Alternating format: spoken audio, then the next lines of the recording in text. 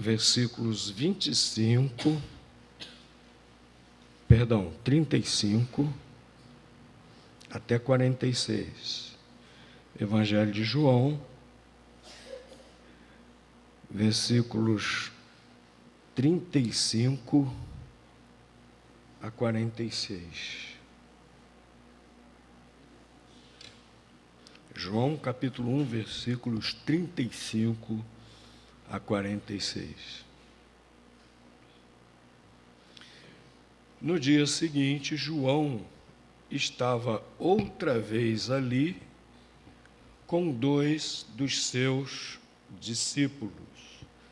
E olhando Jesus que passava, disse: Eis o Cordeiro de Deus. Aqueles 2 discípulos ouviram-no dizer isto e seguiram a Jesus. Voltando-se Jesus e vendo que o seguiam, perguntou-lhes: Que buscais? Disseram-lhe eles: Rabi, que traduzido quer dizer mestre. Onde pousas? Respondeu-lhes: Vinde e vereis. Foram, pois, e viram onde pousava, e passaram o dia com ele. Era cerca da hora 10. André, irmão de Simão Pedro, era um dos que ouviram João falar e seguiam a Jesus. Ele achou primeiro a seu irmão Simão e disse-lhe: Havemos achado o Messias, que traduzido quer dizer Cristo. E o levou a Jesus. Jesus, fixando nele o olhar, disse: Tu és Simão, filho de João. Tu serás chamado Cefas, que quer dizer Pedro. No dia seguinte, Jesus resolveu partir para a Galiléia. E achando a Filipe, disse-lhe: Segue-me. Ora, Filipe era de Betsaida, cidade de André e de Pedro. Filipe achou a Natanael e disse-lhe: Acabamos de achar aquele de quem escreveram Moisés na lei e os profetas, Jesus de Nazaré, filho de José. Perguntou-lhe Natanael: Pode haver coisa boa vinda de Nazaré? Disse-lhe Filipe: Vem e vê. Algumas vezes nós pensamos que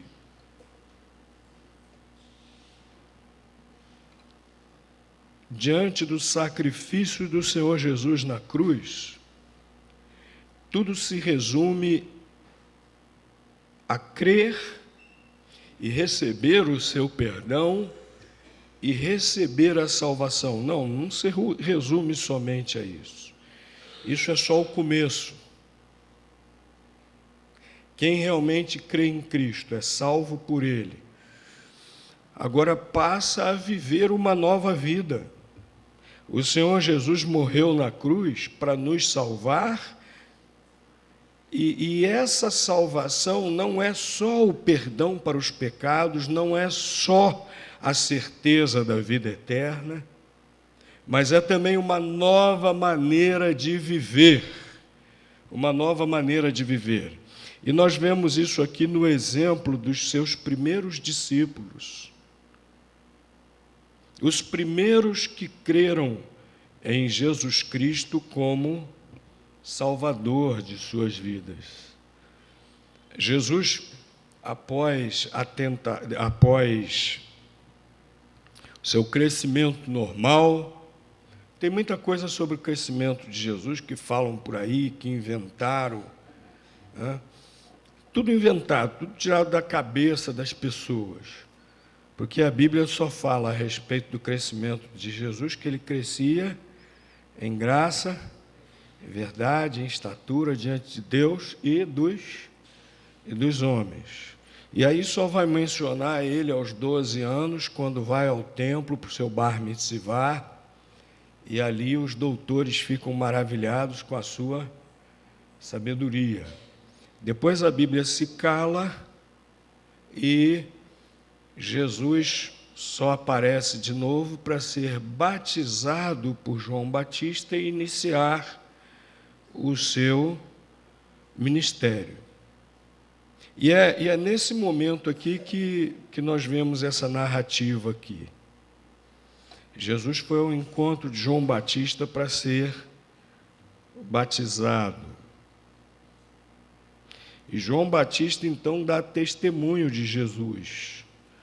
Fala que Jesus faria o juízo de Deus e que Jesus também batizaria com o Espírito Santo de Deus. E no dia seguinte, Jesus ainda está por ali, e João Batista aponta para Jesus diante dos seus discípulos, né? A narrativa aqui diz que ele estava com 2 dos seus discípulos, e diante desses 2 discípulos, João Batista apontou para Jesus e falou a respeito de Jesus: eis aqui o Cordeiro de Deus, eis aqui o Cordeiro de Deus. O que significa isso? Eis aqui o Cordeiro de Deus. Deus tinha mandado que os israelitas, quando pecassem, fizessem o quê? Como demonstração de arrependimento de seu pecado e de fé na misericórdia de Deus para perdoar, e também expressando a sua fé que alguém tinha que tomar o castigo no seu lugar, o que eles deveriam fazer? O que eles faziam? Eles sacrificavam um cordeiro, um animal, quase sempre um cordeiro, sacrificavam a Deus. Deus já estava assim preparando a mente deles de que realmente era necessário alguém que morresse, sofresse o castigo no lugar do pecador. E quando Jesus veio, então João Batista aponta para Jesus e diz: esse é o Cordeiro de Deus. Esse é aquele que Deus prometeu para tirar os nossos pecados, para levar sobre si os nossos pecados, para ser castigado em nosso lugar e nos trazer o perdão. E quando o Senhor Jesus, antes de morrer, instituiu essa celebração da ceia do Senhor, foi para manter isso bem vivo sempre na nossa memória. O Senhor Jesus usou de um recurso didático, não é? Ele instituiu um recurso didático, uma maneira de nós dramatizarmos, fazermos sempre um simbolismo, não uma repetição. A Bíblia em nenhum lugar diz que é repetição. O próprio Senhor Jesus disse: fazer isto em memória de mim. Para lembrarmos que um dia Jesus Cristo foi o perfeito sacrifício de Deus, o Cordeiro de Deus, oferecido por nossos pecados. Jesus Cristo, quando celebrou, quando instituiu esse memorial, ele falou que o pão lembraria o seu corpo que sofreu, que foi massacrado, que foi moído por nós, como diz o profeta Isaías. Ele se deu em sofrimento por nós.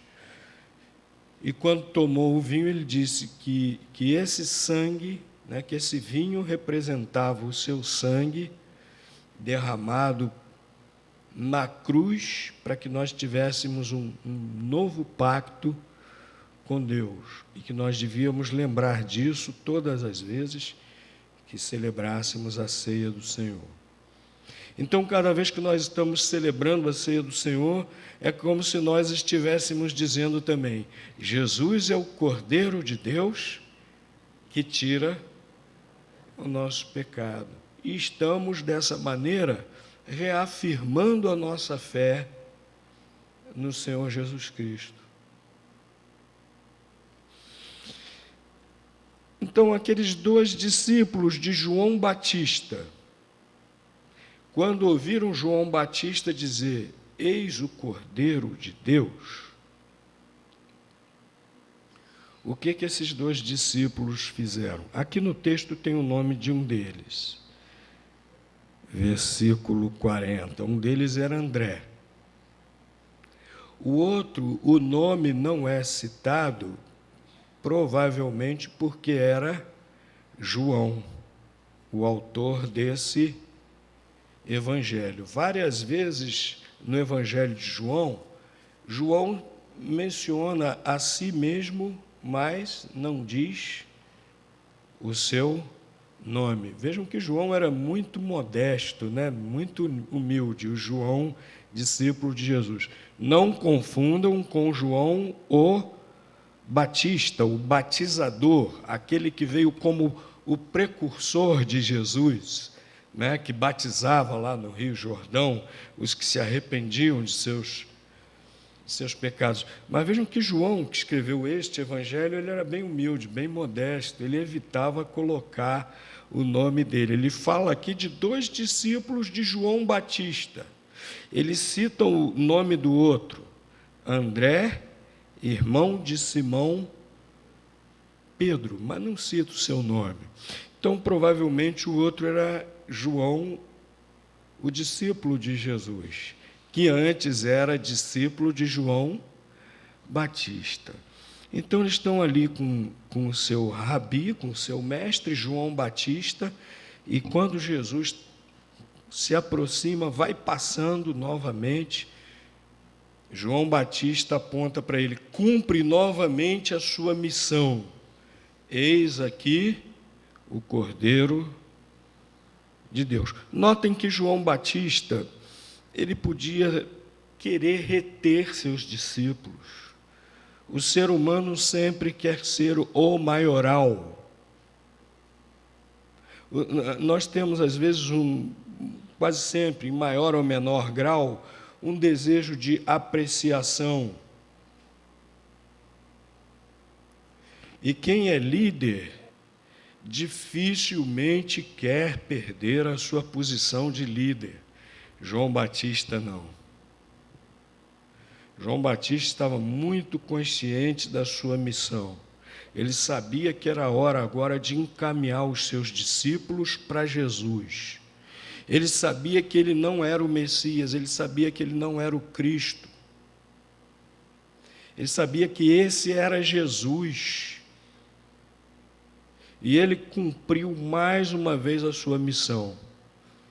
Mostrou para aqueles seus discípulos: olha, aquele ali é o Cordeiro de Deus, aquele é o prometido.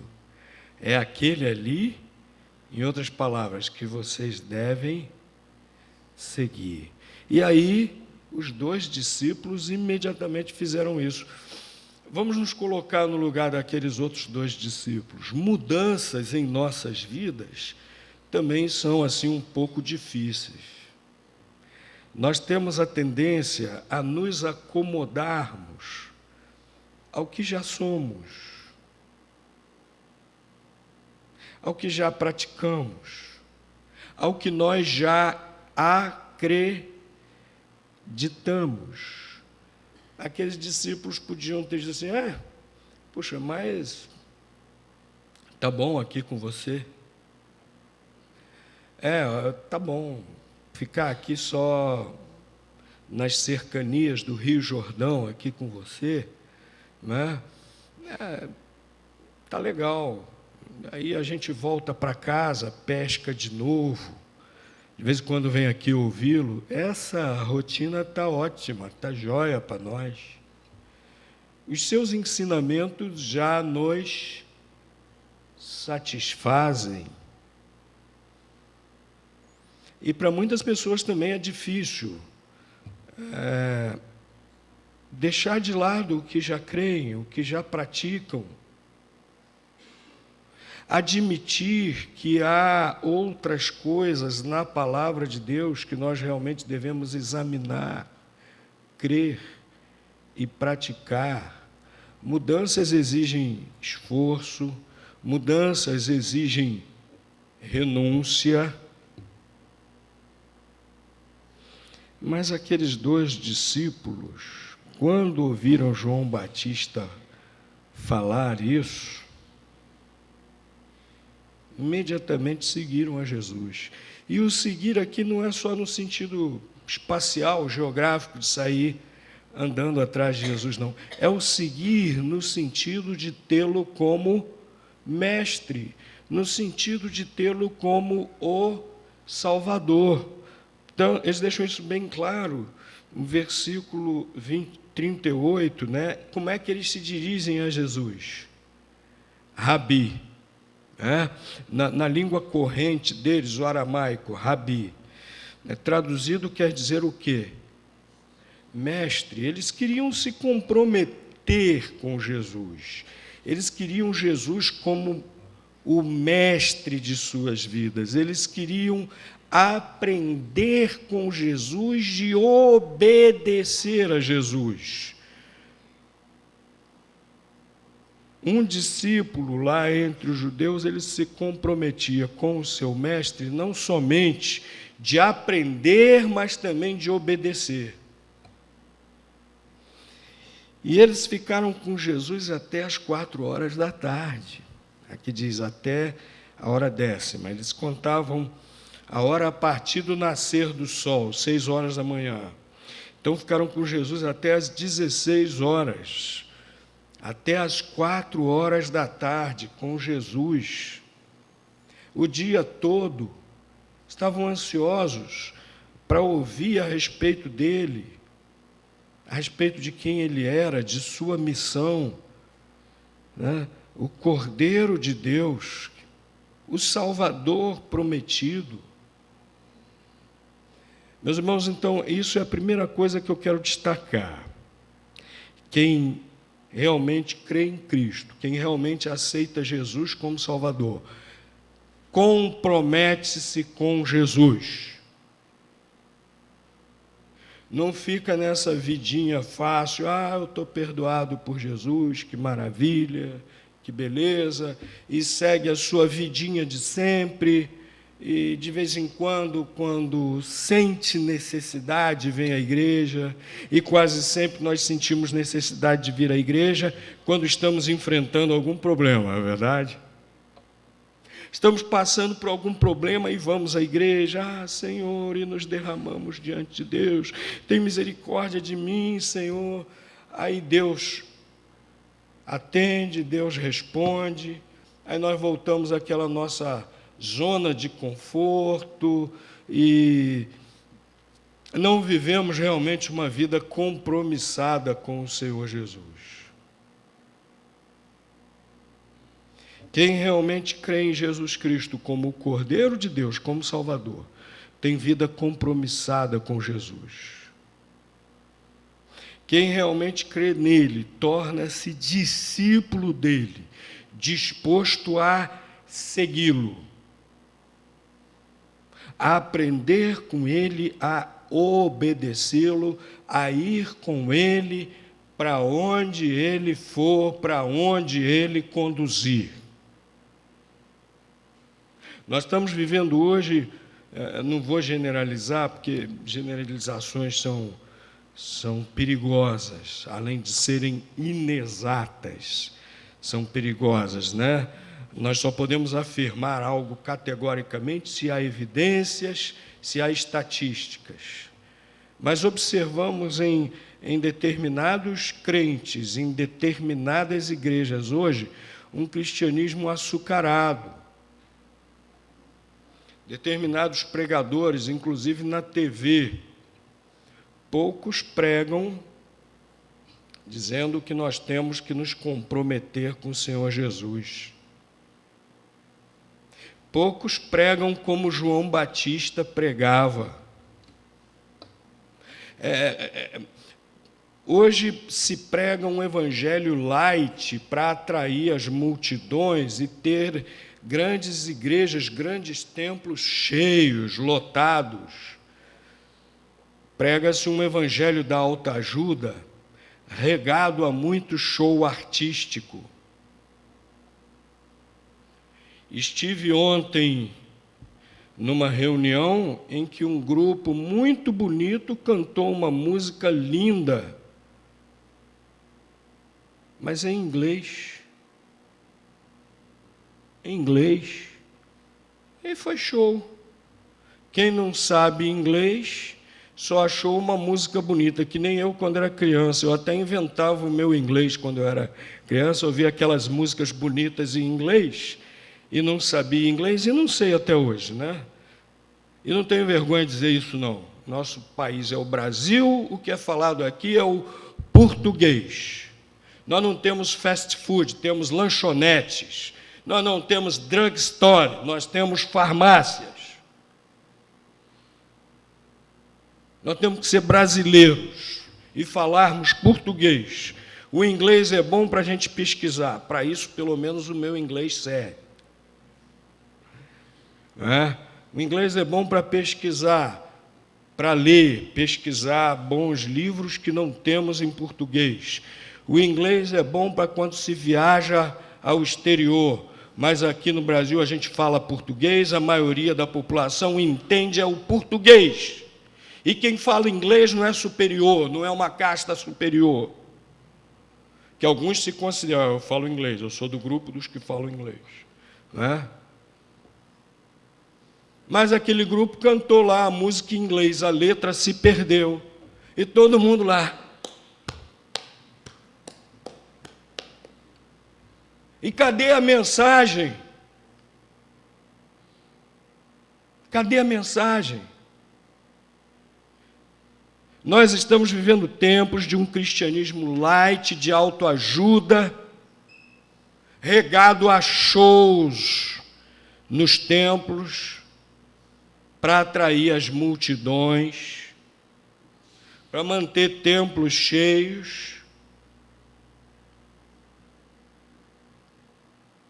para massagear o ego dos líderes e encher os seus bolsos de dinheiro.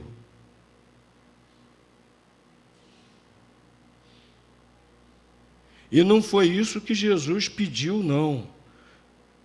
Jesus falou aos seus discípulos, que seriam os líderes logo depois: quem quiser vir após mim, negue-se a si mesmo, tome a sua cruz e siga-me. Esse é o verdadeiro evangelho. É o evangelho da cruz. Jesus estava chamando os seus discípulos a, se necessário, darem as suas vidas por Ele, como Ele daria a sua vida por nós.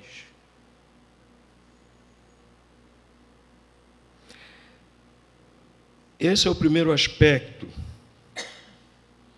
do que acontece com quem crê em Jesus.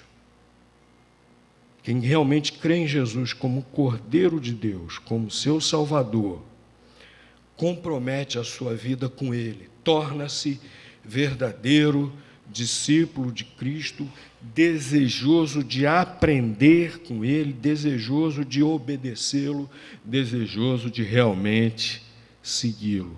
Agora, a segunda coisa que eu quero destacar: quando André saiu daquela reunião ali com Jesus, aprendeu a beça. Que escola bíblica maravilhosa, né? Que privilégio daqueles dois, que escola bíblica maravilhosa. Uma escola bíblica com o próprio Senhor Jesus. Uma escola bíblica que o professor era o próprio Senhor Jesus. Não sabemos que dia da semana foi, aqui não diz, né? Mas foi uma escola bíblica com o próprio Senhor Jesus. Quando eles saíram dali, o que André fez? Ele foi para casa meditar, pensar no que tinha aprendido? Não, havia urgência dele repartir aquela boa nova, né?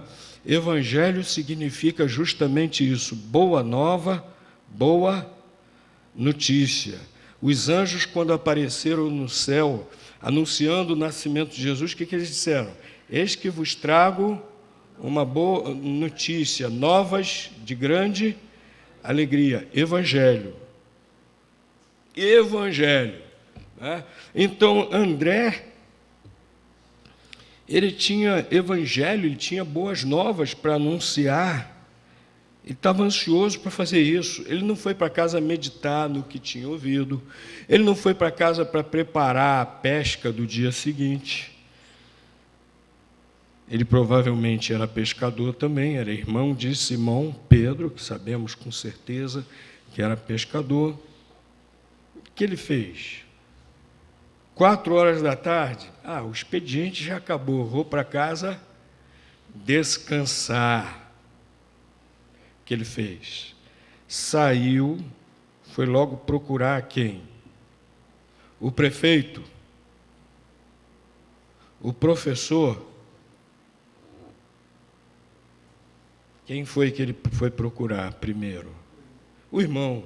Não é que nós não vamos falar do Evangelho para outras pessoas, não, mas a prioridade para anunciar o Evangelho é dentro de casa. Começa dentro de casa. Às vezes a gente quer evangelizar um bocado de gente por aí,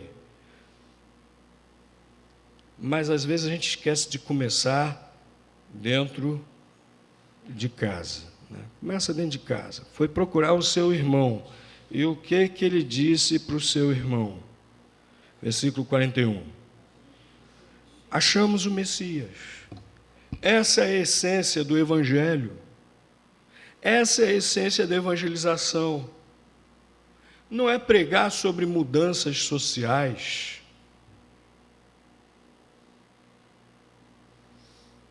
Não é pregar sobre aspectos teológicos profundos, etc.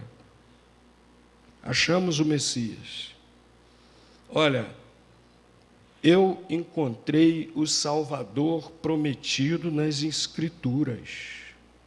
Eu tive essa experiência, eu encontrei Jesus. E você pode ter também, isso é muito bom. Isso transformou minha vida. André foi correndo dizer isso ao seu irmão Simão Pedro. Tem gente que acha que não sabe evangelizar. Eu preciso primeiro fazer um curso de evangelismo, primeiro eu preciso ler a Bíblia inteira, primeiro eu preciso fazer um curso de teologia, um mestrado, um doutorado em teologia, etc. Preciso aprender apologética, preciso aprender grego e hebraico, religiões comparadas e por aí vai. Tudo isso é muito bom, mas não é essencial, não. O essencial é você encontrar Jesus, é você crer em Jesus como seu Salvador, é você crer que Ele é o Cordeiro de Deus que tira o pecado, que tira o seu pecado. É você ter realmente essa experiência com Jesus e você poder compartilhar com as outras pessoas a sua experiência com Jesus. Você sabe João 3,16? Se algum crente não sabe João 3,16 decorado,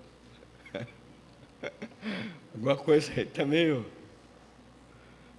Porque Deus amou o mundo de tal maneira que deu seu Filho unigênito para que todo aquele que nele não pereça, mas tenha a vida eterna. Parabéns, você já é um evangelista. Sério? Se você é capaz de recitar esse versículo, e mesmo a sua maneira, explicá-lo para outra pessoa, você é um evangelista. E explicar que esse Jesus é real, que você crê de todo o coração, e que por isso você tem a certeza da vida eterna, sua vida foi transformada por Ele, você é um evangelista. Ah, mas vão me fazer perguntas complicadas. Se fizerem, você pode responder ou não, não é? O cego que Jesus curou, levaram-no diante das autoridades religiosas dos judeus e começaram a fazer um monte de pergunta para ele. O que ele respondeu? O que eu sei é que antes não via, agora vejo.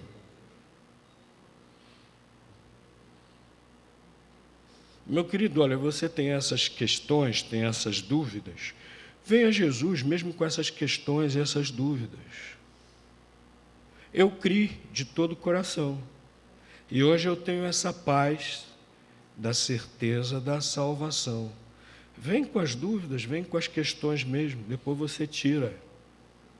Depois ele tira, depois ele responde a você. É interessante que o outro que foi levado a Jesus, né, foi Filipe, seu amigo. Jesus falou para ele, segue-me. E ele seguiu a Jesus, Filipe. Vejam que o chamado de Jesus também foi esse, segue-me. E o que Filipe fez? Foi logo procurar o seu amigo Natanael, dizendo que tinha encontrado Jesus. E Natanael era cético. Natanael era cético. O que Filipe falou com ele? Não, pode vir algo bom sim, de Nazaré, vamos ver as profecias e tal. As profecias, ele se encaixa perfeitamente nas profecias e tal. O que Filipe falou para ele? Vem e vê. Não é que nós estejamos despreparados, não. Apóstolo Pedro até diz que nós devemos estar preparados para responder com mansidão à razão da nossa fé. Mas, acima de tudo, a pessoa tem que estar disposta a ver, a experimentar, a constatar. Não é? Filipe disse para ele, vem ver. Você tem dúvidas? Venha ver. Você está com dúvida que Jesus salva, que Jesus transforma? Experimente. Experimente. É a melhor maneira de você tirar suas dúvidas. Experimente. Então, meus queridos, essa é a segunda coisa que eu quero destacar. Quem realmente aceita Jesus como Salvador, ele está disposto, ele não se contém, ele vai repartir essa boa nova com as outras pessoas. Ele está comprometido também com a proclamação do Evangelho. Se você aceitou Jesus Cristo como Salvador, você está comprometido com a proclamação do Evangelho.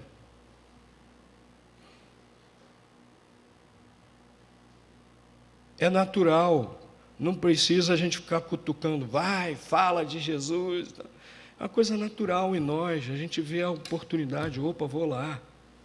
Às vezes não tem nem oportunidade, a gente cria a oportunidade para falar de Jesus.